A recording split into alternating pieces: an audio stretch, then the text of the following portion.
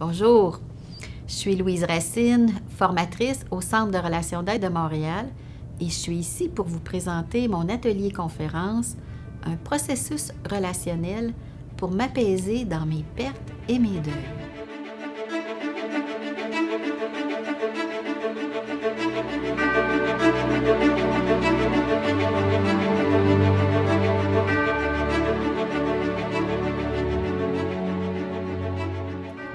Nous sommes tous à un moment dans notre vie confrontés au thème des pertes, que ce soit la perte d'un animal qui nous a comblés, un deuil, la réalité d'une vie qui bascule après la perte d'un enfant, les séparations, le choc du conjoint qui annonce que c'est fini, les déménagements, quitter un pays, un milieu qu'on aime, un changement de travail, les étapes de vie, la retraite, notre corps qui change avec le vieillissement.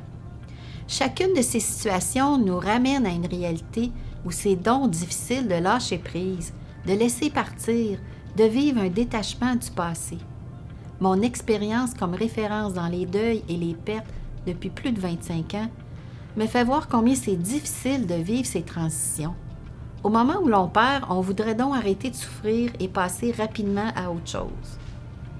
Colette Portelance nous dit que l'ANDC, c'est pas une approche de l'extraction, mais de l'acceptation. Et accepter quand je viens de perdre un enfant ou d'être laissé après 40 ans, c'est très difficile et parfois même inacceptable.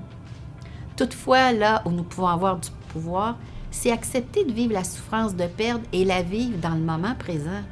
Ces ondes sensibles, souvent liées à des expériences relationnelles, ne pourront s'apaiser que dans un processus relationnel. Et c'est une des pistes que je vous proposerai dans cet atelier.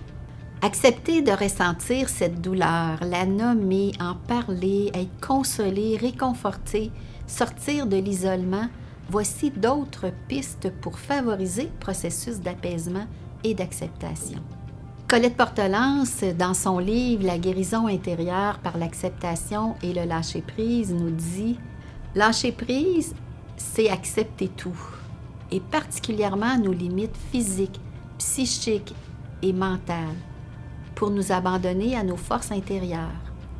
Lâcher prise, c'est rendre possible l'impossible, mais par d'autres moyens que les moyens habituels. Cette autre piste explorée lors de cet atelier sera de faire confiance aux ressources spirituelles, ce qui nous permet d'écouter notre ressenti, notre intuition et d'être plus en harmonie avec la vie, ce qui amène souvent à réduire la souffrance. J'ai expérimenté dans ma vie personnelle ce processus lors de pertes importantes, ce qui a eu un impact sur ma pulsion de vie, sur ma santé, mes relations, ma présence à la vie et à mes sens, et un impact sur mon bonheur.